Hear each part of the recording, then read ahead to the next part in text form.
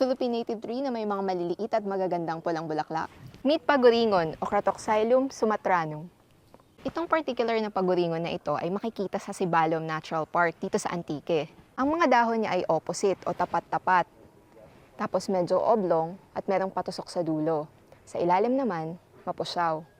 Ang pinaka-remarkable na feature ng paguringon ay ang kanyang mga pulang bulaklak na nagfo-form ng panicle. So itong parang mga chandelier.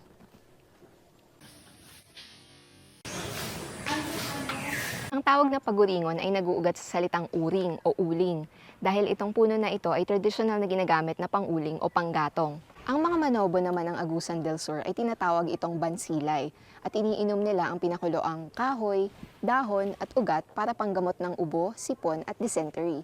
Ginagamit din nila ang dahon bilang panggamot sa sakit sa ngipin at sa sugat. Dito sa Antique, bansilay din ang tawag o kaya kansilay. Pareho din sa kalapit na isla ng Negros at dito rin ang pinanggalingan ng pangalan ng Silay City sa Negros Occidental. Astig, no?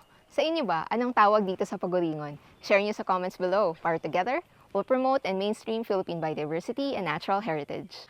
Ako si Celine. Support my work by sharing this original video and not re-uploading it. Kita-kits sa next video. Bye!